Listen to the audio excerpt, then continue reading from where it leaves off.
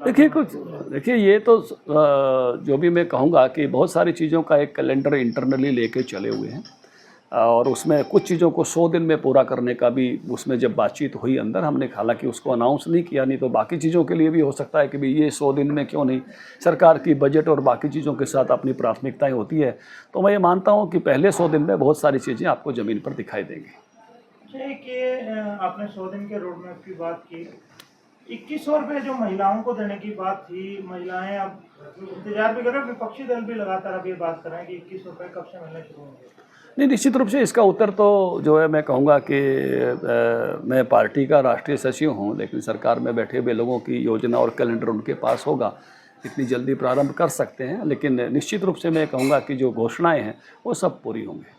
तो आपको लगता है कि जो नायब सिंह सरकार है अब एक्शन मोड में है? नहीं, निश्चित रूप से और मुख्यमंत्री खूब दौड़ रहे हैं, अच्छा काम कर रहे हैं, भर्तियों वाला काम बहुत अच्छा हुआ, खरीद अच्छी हो रही है अनाज की सब स्थानों पर, तो एक त्यौहार भी बहुत अच्छा गया है, पूरा प्रदेश एक स्मूथ मोड में है।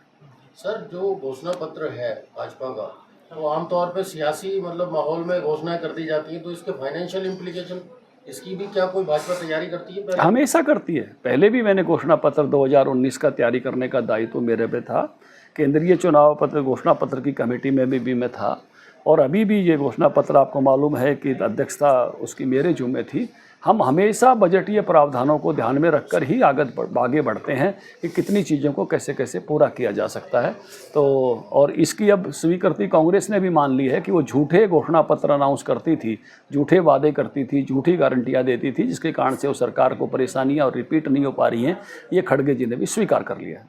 साहब, इन दिनों जो एक नई तरह का जो एक बयानबाजी कहें या आरोप प्रत्यारोप का दौर जो चल रहा है, अभी हाल ही में इसी दौरान रणदीप सिंह सुरजेवाला हैं जो राज्यसभा सदस्य हैं, उन्होंने नायब सिंह सैनी जी को एक्सीडेंटल मुख्यमंत्री कहा है। आप इस जो सारी बात को किस तरह से लेते हैं? देखिए, मुझे इतिहास याद आ गया सुरजेवाला जी को। आप सब ने देखी होगी, एक फिल्म है एक्सीडेंटल प्राइम मिनिस्टर, और ये मनमोहन सिंह जी के बारे में है, और उनको ऐसा कहा गया था, शायद उनकी ज़बान पर वही शब्द चढ़ा हुआ था, और इस तरह से मुझे लगता है कि वो एक गलती कर गए। उन्होंने नायब जी पे कहते कहते कांग्रेस पर ही एक तरह से उन्होंने कथन कर दिया है। नायब सिंह जी तो मैं कहूँगा कि एक चुने हुए मुख्यमंत्री, और पूरे प्रदेश के 2024 के चुनाव में हर विधानसभा में जाकर जनसभा करके और अपने ऊपर जनादेश लेने वाले मुख्यमंत्री के रूप में। ज़रूर कांग्रेस के प्रधानमंत्री ऐसे थे कि जिनकी सभाएं नहीं होती थी और जिनका चयन किसी अन्य कारणों से हुआ है, क्योंकि सबको मालूम है उस समय सोनिया जी खुद बनना चाहती थी, जिसमें रुकावटें आए, जिसके कारण से फिर उनका चयन उस संयोग से हुआ, और इसीलिए उन पर जो फिल्म बनी उसका नाम वही दिया गया, एक्सीडेंटल प्राइम मिनिस्टर, जो सुरजेवाला जी ने शब्द इस्तेमाल किया है। तो मुझे लगता है कि वो अपने पर ही ले गए, और उनको शायद कांग्रेस का इतिहास अपना जिया है, वो हृदय में तो जमा ही हुआ है, इसलिए मुझे लगता है कि वो उन्होंने अपने पर ही एक तरह से वार कर लिया है। और नायब सिंह जी जन आदेश के द्वारा, हरियाणा के जन आदेश के द्वारा चुने गए, जनता के समर्थन के द्वारा और उसके बाद विधायकों के समर्थन के द्वारा खुद उनके ही नाम पर चुने गए शानदार मुख्यमंत्री। एक उनका ये भी कहना है कि उन्हें डूम कहा गया, एक जनसभा के दौरान। देखिए, वो वीडियो मैंने देखा, तो उसमें एक तो मैं कहूँगा कि सुरजेवाला जी अपने बचाव के लिए जाति सूचक संज्ञा में घुस गए। हालांकि जो लोगों ने कहा, नायब सिंह जी ने तो कहा नहीं, केवल उच्चारित किया जो नीचे से लोग कह रहे थे, वो कार्यसूचक की संज्ञा भी हमारे यहाँ होती है। तो ये हमेशा है, जिस प्रकार से कांग्रेस का गुणगान गाने का काम करते रहते हैं, चाहे वो गुण हो चाहे ना हो, तो वो कार्यसूचक संज्ञा में उनको कहने का काम किया। नायब सिंह जी ने इस प्रकार के किसी शब्द का इस्तेमाल किया नहीं, ना वो इस प्रकार के शब्दों का इस्तेमाल करते हैं।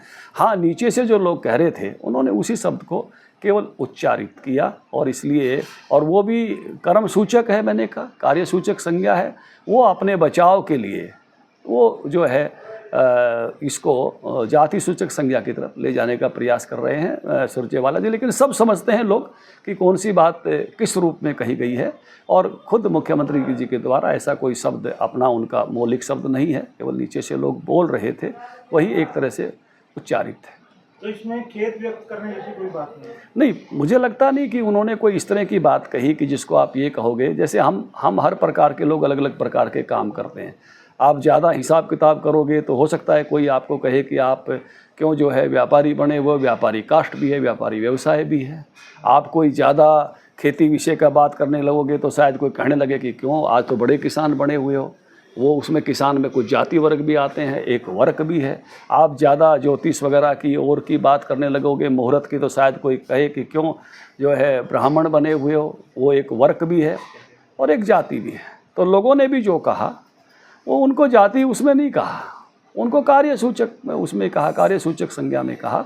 और इसलिए वो उसको अपने उसके लिए, अपनी डिफेंस के लिए, अपने आप को मैं कहूँगा कि ये बनाने के लिए कि मैं बड़ा ये हूँ, थोड़ा सा अपने को, जिसको इसमें आदमी सिंपैथी लेता है कि आपने वहाँ कहा, तो सब उसके भाव को भी समझते हैं, शब्दों को भी समझते हैं, और इसलिए उनके भाव भी वहाँ बिल्कुल स्पष्ट हैं, कोई ऐसे भाव नहीं है ना, उन्होंने उस प्रकार से कहा है और उन्होंने केवल उच्चारित कहा है, कोई मौलिक शब्द उनका नहीं है। और तो इसलिए इस प्रकार की उसमें वो अपने बचाव के लिए घुस रहे हैं सुरजेवाला जी। क्योंकि संकल्प पत्र की जब बात आई, भाजपा लगातार ये करती रही कि विशेषज्ञों से बात की गई है और इसमें जो आर्थिक आधार है उसी पैमाने पर जो है किया जा रहा है, बात कही है। पहले तो आप आज बात उठाई है और मुझे इस बात की 2 दिन से, जब से खड़गे जी ने ये कहा तो मुझे लगा कि कांग्रेस पार्टी को रियलाइजेशन हुआ है। संकल्प पत्र जब जारी किया हमने तब भी कहा था, संकल्प पत्र बना रहे थे तब भी कहा था, उनके पिछले संकल्प पत्रों पे भी कहा था कि कांग्रेस पार्टी और कई सारी पार्टियां बजट के बिना अनुपात के अपनी घोषणाएं करती हैं और जन आदेश लूट ले जाती हैं, बाद में उसको पूरा नहीं कर पाती तो सरकारें रिपीट नहीं होती। और इसी बात को अब कांग्रेस के अध्यक्ष खड़गे जी ने स्वीकार कर लिया है। मैं कहूँगा कि ये एक सही रियलाइजेशन है उनका अपनी पार्टी के लिए, और इसके कारण से जो जब हमने अपना संकल्प पत्र बनाया तो कहा था कि हमने बजट को ध्यान में रख के इसको बनाया, और इसलिए बाकी सब दलों को भी अब इस बात को समझना चाहिए कि झूठी घोषणाओं के आधार पर वो सत्ताओं में आ तो सकते हैं लेकिन रिपीट नहीं कर सकते। और ये रियलाइजेशन होना, मैं कहूँगा कि जिस बात को हमने पहले उठाया इस बात को और बहुत ही प्रखरता के साथ कहा इस बात को, आज कांग्रेस को रियलाइजेशन हुआ है, ये अच्छी बात है। भारतीय जनता पार्टी के राष्ट्रीय सचिव ओम प्रकाश धनखड़ आज पंचकुला पहुँचे। उन्होंने कई सवालों का जवाब देते हुए कहा, जैसे कि सुरजेवाला ने एक सवाल उठाया था कि एक्सीडेंटल सीएम कहा था नायब सैनी को। इस पर उन्होंने कहा कि एक मूवी आई थी जिसका नाम था एक्सीडेंटल प्राइम मिनिस्टर, जो मनमोहन सिंह पर थी। तो कहीं ना कहीं ये शब्द कांग्रेस पर ही उचित बैठता है, भारतीय जनता पार्टी पर या नायब सैनी पर नहीं, क्योंकि वो जनता के द्वारा चुने हुए प्रतिनिधि हैं और जनता के द्वारा चुनकर दूसरी बार उन्हें मुख्यमंत्री बनाया गया है।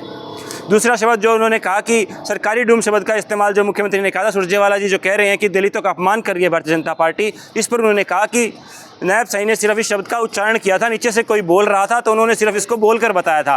दूसरा, उन्होंने इस बात के लिए कहा कि एक कार्य सूचक शब्द है, ना कि जाति सूचक शब्द है, कांग्रेस इसको गलत दिशा की तरफ लेकर जा रही है। इसके साथ ही उन्होंने कहा कि जब संकल्प पत्र की बात थी तो उन्होंने बोला था कि बजट को देखकर कांग्रेस कभी भी अपना संकल्प पत्र नहीं बनाती है। ये बात खड़गे जी ने भी आज मानी है कि कहीं ना कहीं उनका हार का कारण ये भी रहा है कि उनका संकल्प पत्र बजट के हिसाब से नहीं बना था।